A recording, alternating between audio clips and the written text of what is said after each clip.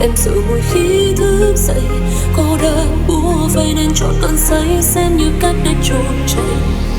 Anh lo đâu mi hết ướt bao đêm tắm môi mềm. Anh lo đâu mi hết ướt bao đêm tắm môi mềm. Anh nâng niu con tim vỡ nát hết rồi, tình bạc trắng như vôi chỉ đến thế thôi. Anh nâng niu con tim vỡ nát hết rồi, đã đến lúc phải vội phải quên em.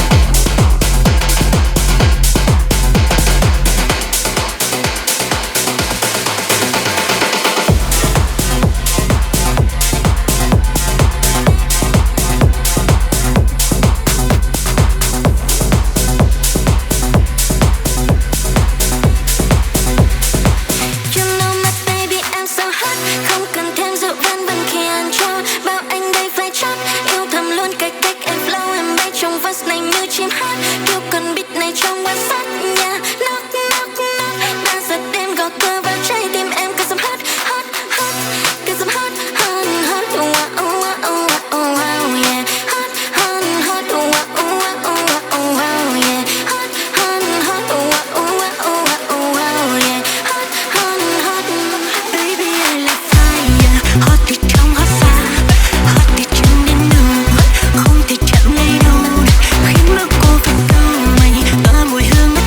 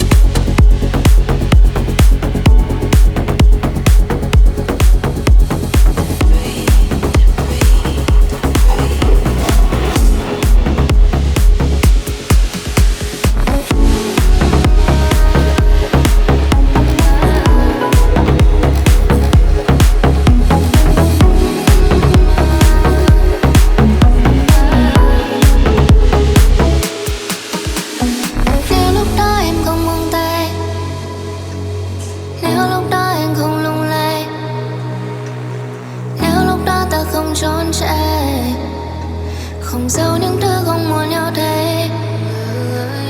Nếu lúc đó mình đặt lên nhau, nụ hôn đắm đuối như thế lần đầu. Nếu lúc đó mình đừng giả vờ, vừa như mọi thứ không làm mình đau. Nếu lúc đó thế giới đừng quá ác độc về hai đứa nhau, không thể cho phép mình yêu lòng vì quá quen việc phải gái góc. Những vết cắt chữa lành được rồi lại gồng mình chẳng còn biết khóc. Và nếu em không, và nếu em không, và nếu lúc đó em không ám ảnh một ngày anh sẽ biến mất.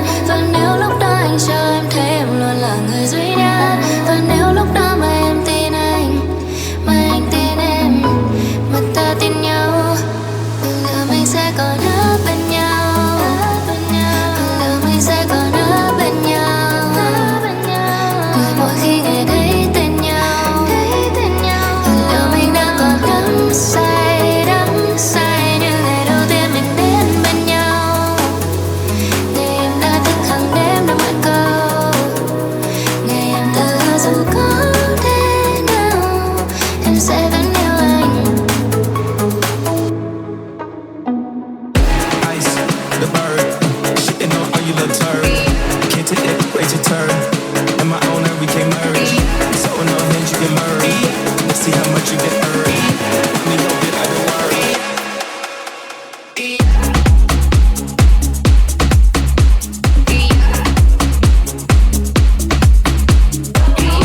Ice, the bird.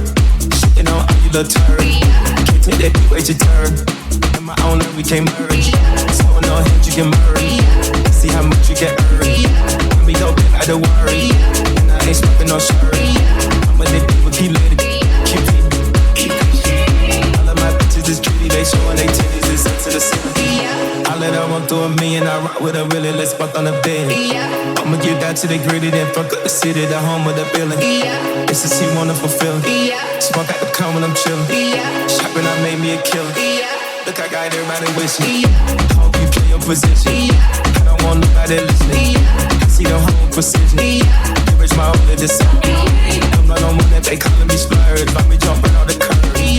This her fly like a bird. Spin on the first and the third. Solid, don't keep my word. Keep me my dick, won't know what you heard.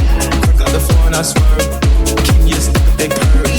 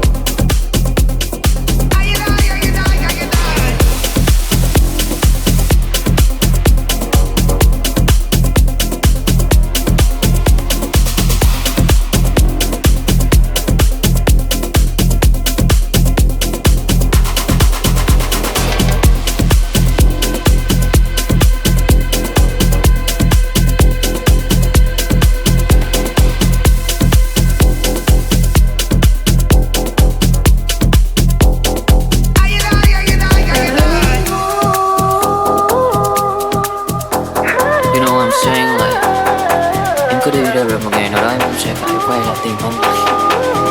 Anh hiểu quá mà, đúng không?